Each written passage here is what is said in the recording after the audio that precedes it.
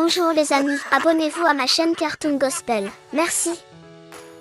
Quand Jésus a envoyé ses disciples, il ne leur a pas dit « Allez prêcher l'évangile et espérer des miracles à l'occasion ». Écoutez plutôt ce qu'il a dit. Prêchez ce message, le royaume des cieux est proche, guérissez les malades, ressuscitez les morts, purifiez les lépreux, chassez les démons, gratuitement vous avez reçu, gratuitement donné. Est-ce que cela donne l'impression que Jésus a fait des miracles une anomalie? Au contraire, c'est le mode de vie, la culture du royaume de Dieu sur la terre. Cela vaut de toute évidence pour tous les chrétiens sans exception. Donc, si j'ai bien compris, nous ne devons pas voir les miracles comme quelque chose d'improbable. Mais nous devons les voir comme quelque chose qui est normal dans la vie de tous les jours. Satan veut affecter notre perception de la prière.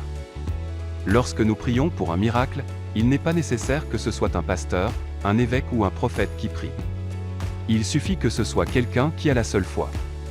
La Bible dit, la prière fervente du juste a une grande efficace.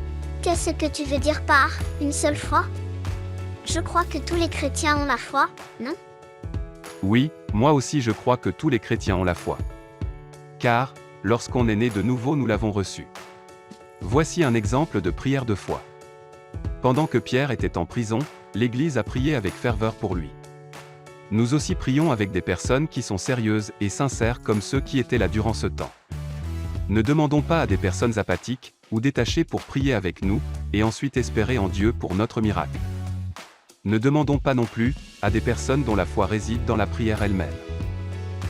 La prière fervente et sincère, c'est la foi de Dieu qui est en nous par la puissance du Saint-Esprit. Je comprends maintenant.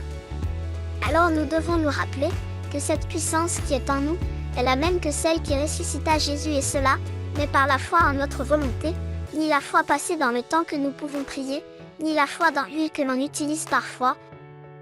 C'est la foi de Dieu qui est en nous. Alors, la seule foi que nous avons est la foi de Dieu. Bonjour les amis, abonnez-vous à ma chaîne Cartoon Gospel. Merci.